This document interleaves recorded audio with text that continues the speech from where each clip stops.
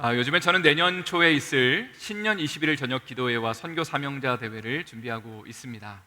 여러 좀 자료들, 책들을 참고하면서 말씀을 준비하고 있는데요. 존 스토트 목사님의 책을 읽으면서 다음과 같은 부분이 참 와닿았습니다. 사도행전 20장에 보면 사도 바울이 밀레도에서 에베소의 장로들을 청하게 됩니다. 에베소라는 도시는 사도 바울이 이제 하나님의 말씀을 3년 정도 가르쳤던 도시입니다. 이 가르쳤던 도시의 리더들을 밀레도로 청해서 그들에게 당부를 하게 되는데 두 가지를 이야기합니다. 첫 번째는 너희의 양떼, 하나님이 맡겨주신 성도들 양떼를 하나님의 말씀으로 잘 양육하라고 부탁을 하고요. 두 번째는 사나운 이리때로부터 성도들을 보호해야 된다라는 이야기를 하게 됩니다.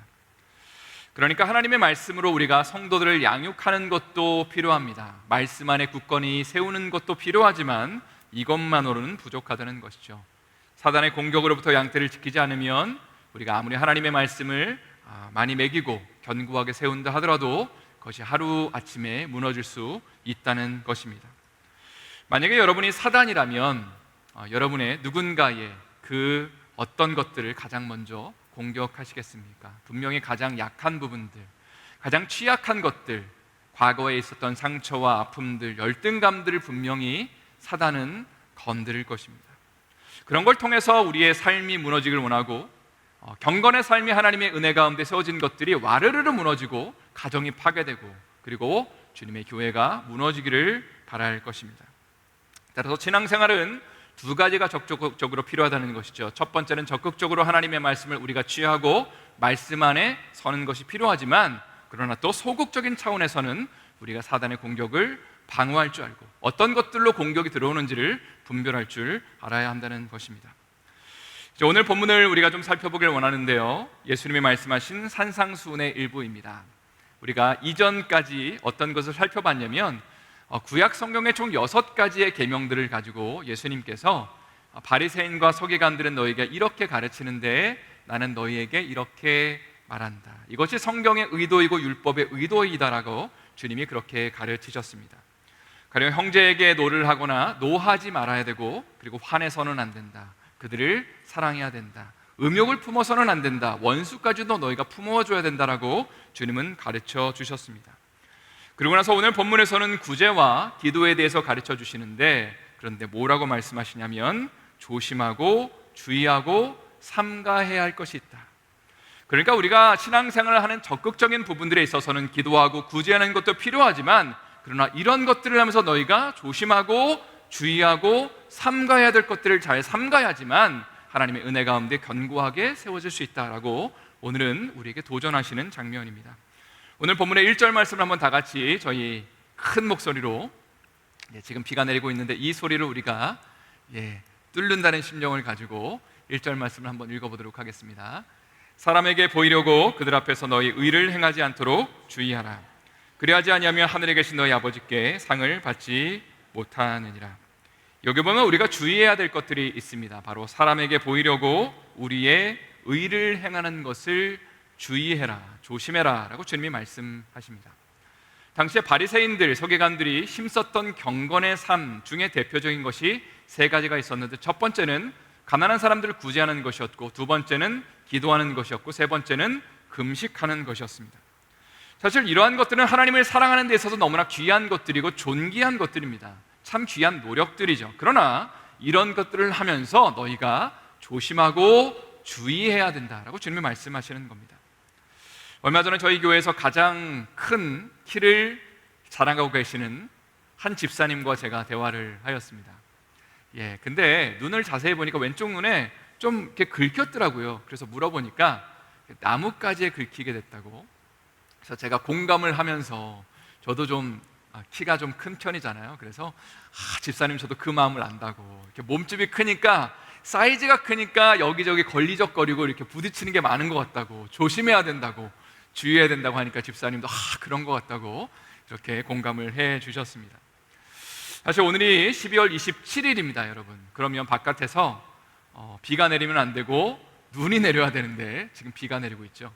만약에 눈이 내린다고 한다면 집으로 돌아가시는 길에 운전을 어떻게 여러분 하실까요? 굉장히 조심스럽게 하실 겁니다. 또 빙판길을 걷다가 넘어지지 않으려고 살금살금 조심조심 길을 걷게 될 것입니다. 바로 이런 것이 오늘 본문에서 주님이 너희가 경건의 삶을 살아가면서 기도하거나 누군가를 구제하면서 이런 것들을 조심조심해야 된다, 주의해야 된다, 삼가야 된다라는 말씀의 의미라고 할 수 있습니다. 신앙생활을 하면서 누군가를 도와주고 기도하고 금식하는 것은 너무나 귀한 것인데, 그런데 주님은 뭘 조심해야 되냐고 말씀하시냐면 너희의 의가 사람들 앞에 보이는 것을 조심해야 되고 너희 자신이 드러나고 칭찬받는 것을 조심해라. 이렇게 하다 보면 너희의 상급을 놓치기 때문에, 하늘의 상급을 잃어버리기 때문에 너희가 이런 것들을 좀 삼가야 된다라고 주님이 말씀하시는 겁니다. 이제 2절 말씀 한번 다 같이 읽어보도록 하겠습니다. 2절 읽겠습니다.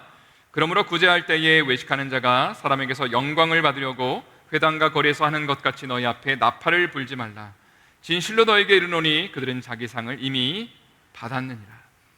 바리새인들과 서기관들이 당시에 누군가를 도울 때에, 구제를 할 때에 어떻게 했는지를 지금 묘사하고 있는데 나팔을 불었다라고 되어 있습니다.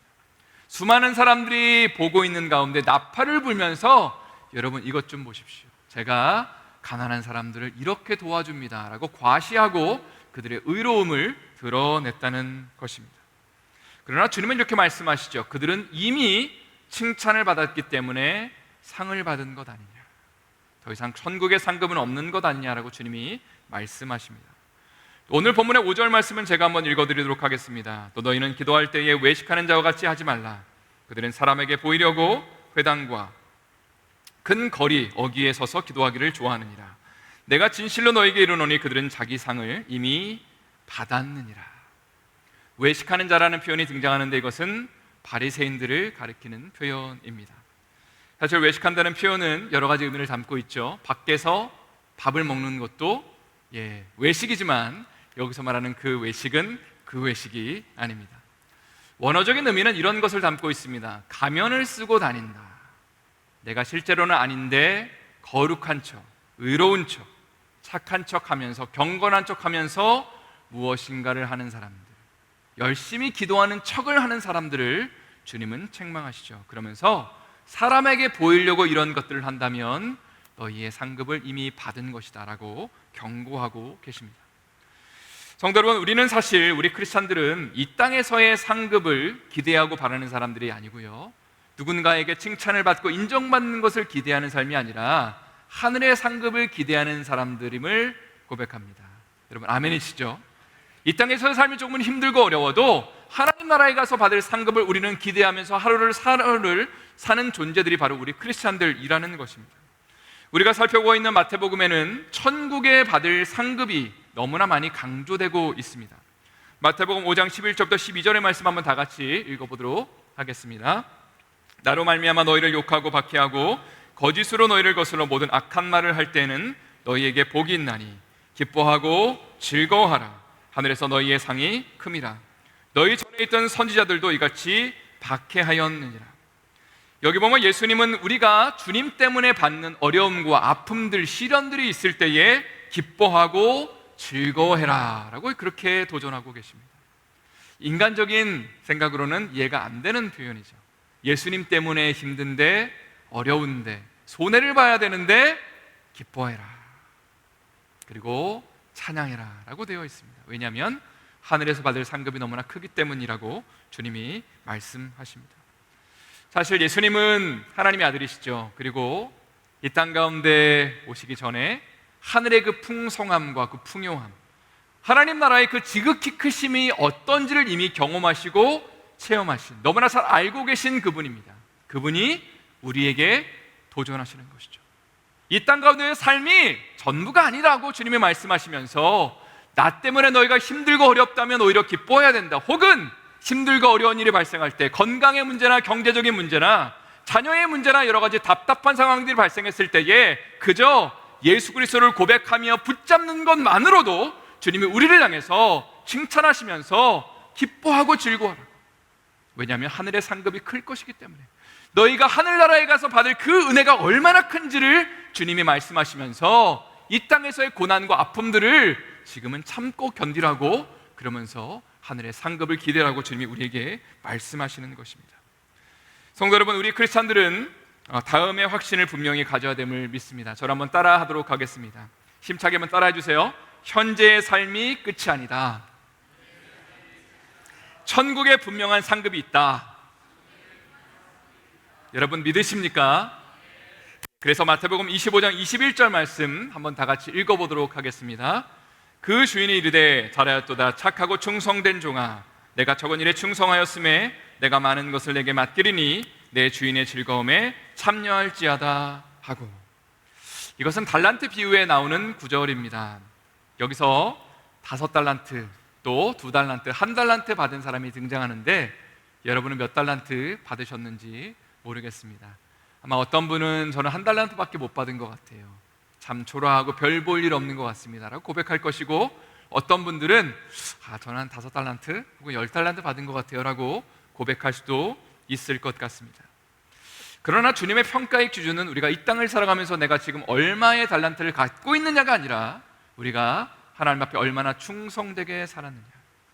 비록 평생을 1달란트에서 2달란트 받기는 남기지 못하는 참 연약한 삶을 살았을지는 모르겠지만, 그러나 주님은 우리에게 도전하시는 것이죠. 충성되고 나를 바라보며 나를 온전히 사랑하며 주님을 바라봤던, 주님과 동행했던 삶을 사는 사람들에게 착하고 충성된 종이라고 칭찬하시면서 주인의 즐거움에 참여하라고, 그러면서 우리에게 하늘의 상급을 약속하시고 보장해 주시는 것입니다. 오늘 말씀의 제목은 하늘 아버지는 아신다입니다. 하늘 아버지는 아신다. 사람들은 몰라줘도, 사람들은 나의 아픔과 어려움들을 몰라도 아버지는 아신다. 그러나 신앙생활은 사실 하나님 앞에서 하는 것보다 사람들 앞에서 하는 것이 훨씬 더 쉽고 훨씬 더 사실 우리의 삶 가운데 와닿는 것이 현실적인 고백입니다. 누군가가 나의 행위를 알아주고 칭찬하면 왠지 모르게 힘이 나고, 그리고 더 하고 싶은 마음이 드는 것이 사실이기 때문입니다.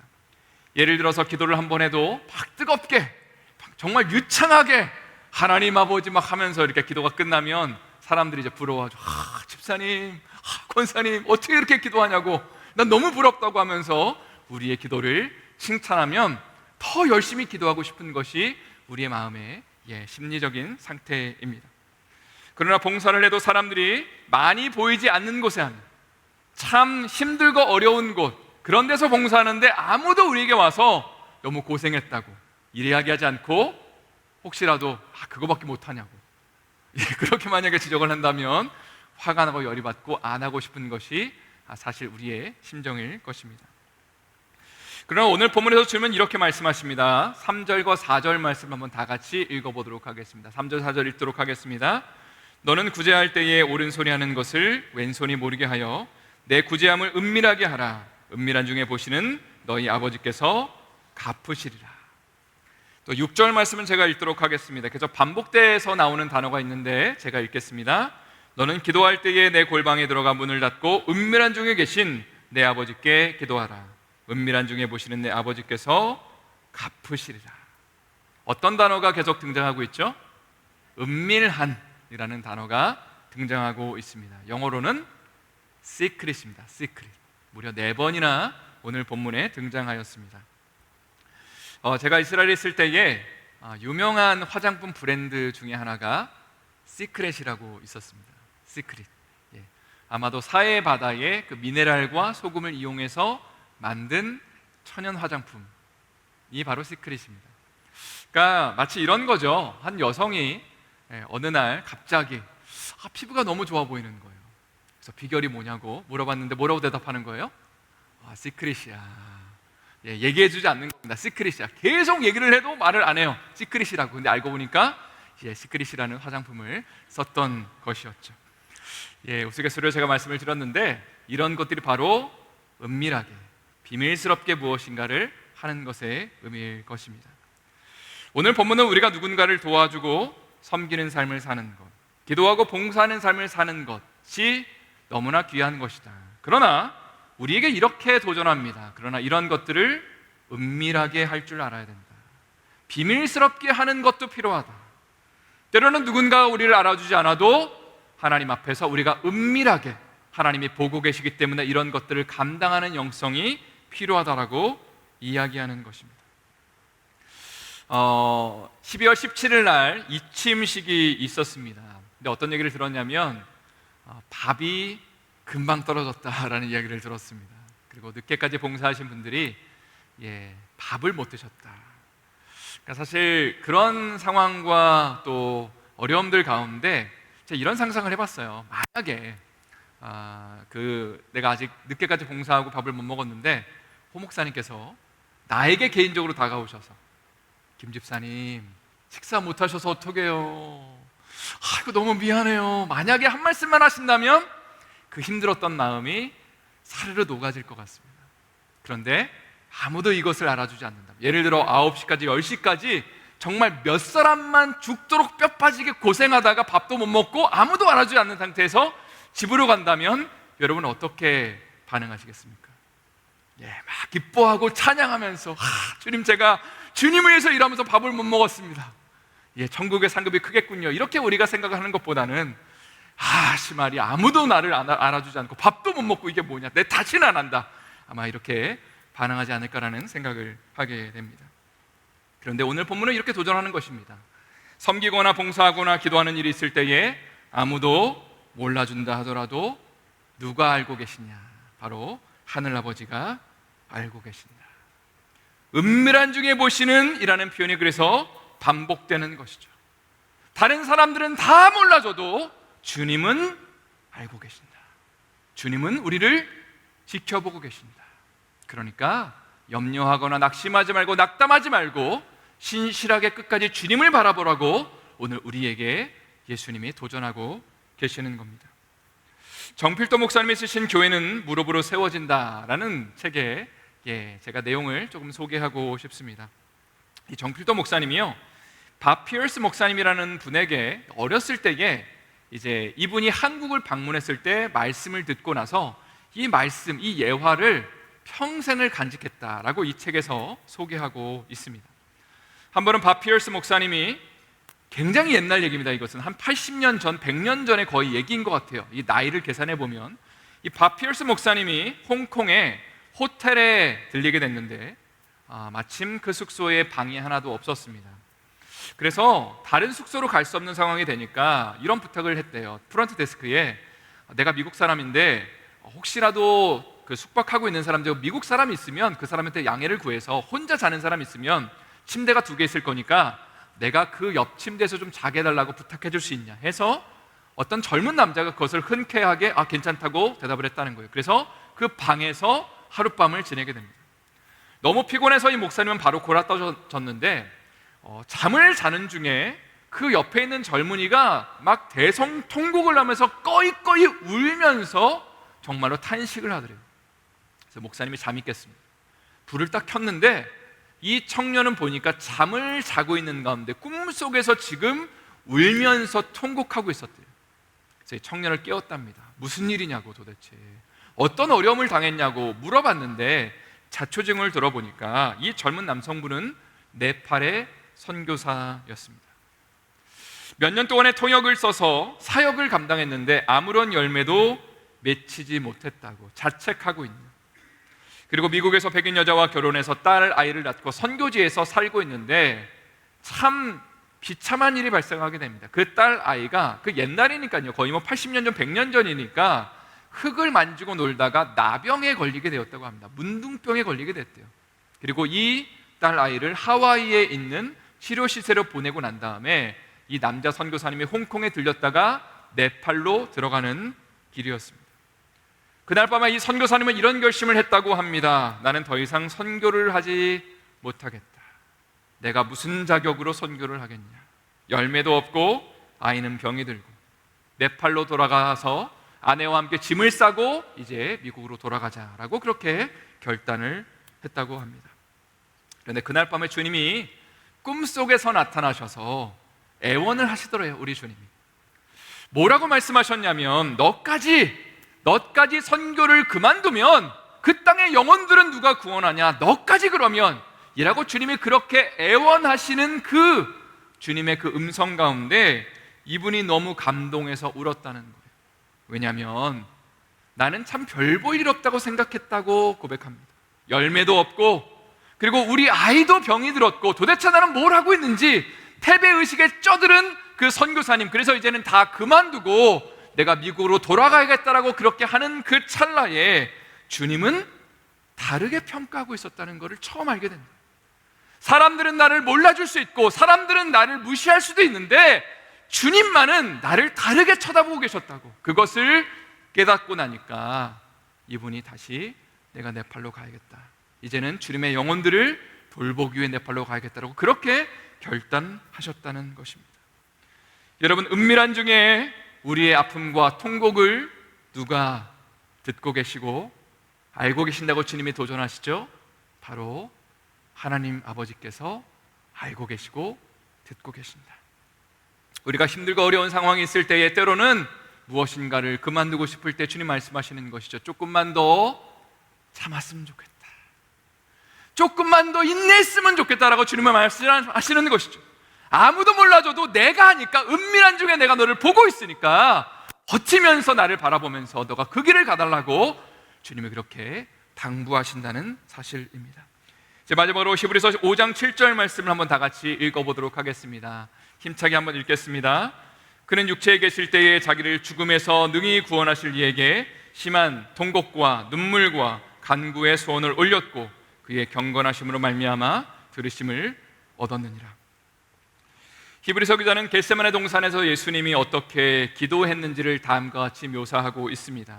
심한 통곡과 눈물과 간구와 소원을 올려드렸다. 십자가를 지시기 위해서 예수님이 통곡하며 엉엉 울면서 대성통곡하면서 가슴을 찢으면서 기도하는 장면을 여러분 상상해 보십시오. 너무 힘든 거죠. 너무 아픈 거죠. 너무 기가 막힌 거죠. 그런데 여러분, 만약에 이 기도하는 상황 가운데 제자들이 좀 달려와갖고 예수님 무슨 일이냐고 저희가 좀 알아드리겠다고 했다면 그나마 좀 위로가 되고 위안이 됐을 건데, 당시의 제자들은 모두가 다 잠을 자고 있었습니다. 자, 그럼에도 불구하고 예수님은 끝까지 통곡하시며 애곡하시며 눈물의 간구의 소원을 올려드렸죠. 그 이유가 무엇일까요? 딱 한 가지입니다. 은밀한 중에 누가 듣고 계신 거예요? 하늘 아버지는 듣고 계신 거예요. 하나님 아버지는 우리의 삶을 알고 계신 거예요. 우리의 그 애환들, 아픔들, 아무도 알아줄 수 없는 그 연약함과 그 눈물을 주님을 알고 계시기 때문에 아버지 하나님을 향해서 예수님은 끝까지 눈물과 통곡과 간구와 소원을 주님 앞에 올려드리며 십자가를 지실 수가 있었다는 사실입니다. 성도 여러분, 내년 초에 1월 8일부터 21일 동안 저녁 기도회와 또 선교 사명자 대회를 지금 준비하고 있습니다. 많은 분들이 이런 질문을 하시더라고요. 목사님, 이거 매년 하는 건가요?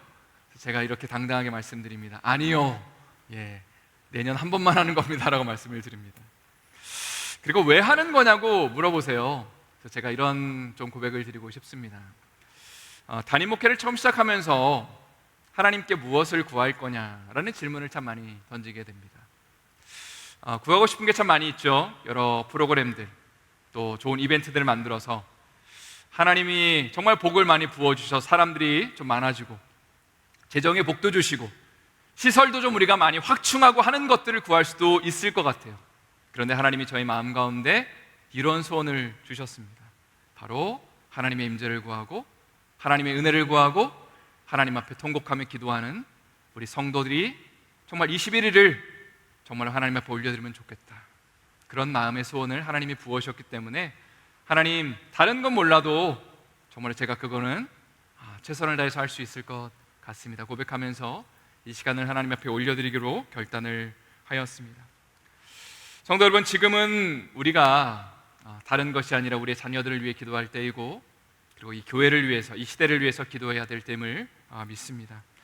이번 기도의 특징은요, 자발적인 참여입니다. 제가 참 한참 고민을 하고 기도를 했는데, 원래는 이제 교구별로 좀 헌신을 해야 되나라는 고민을 했었는데 그것을 하지 않는 것으로 결정했습니다. 다만 여러분에게 이런 도전을 드리고 싶어요. 정말로 하나님이 우리의 삶을 향해서 은밀하게 기도하는 것을 지켜보고 계시고, 정말 이 시대를 향해서 하나님이 정말 기가 막혀 하시면서 정말 눈물 흘리며 하나님 앞에 통곡하는 그 사람을 찾는다고 말씀하실 때에, 사람들 앞에서 보이기 위해서 기도하는 것이 아니라 정말로 하나님 앞에 눈물 흘리며 애곡하면서 우리의 자녀들을 위해서, 또 우리의 다음 세대를 위해서, 우리 교회를 위해서 하나님, 내가 기도하는 자리에 서겠습니다. 내가 조금은 피곤하고 힘들어도 하나님이 원하시면, 말씀하시면 이 자리에 나와서 하나님, 내가 눈물을 흘리겠습니다라고 고백하는 하나님의 사람들을 주님은 찾고 계신다는 것입니다. 여러분, 이 주님의 부르심 가운데 자원하는 마음을 가지고, 기쁜 마음을 가지고 동참하시지 않으시겠습니까? 은밀한 중에 들으시는 그분께서 우리의 삶에 칭찬하실 것이고, 주님이 말씀하실 거예요. 은밀한 중에 내가 너의 삶 가운데 은혜를 부어주겠다.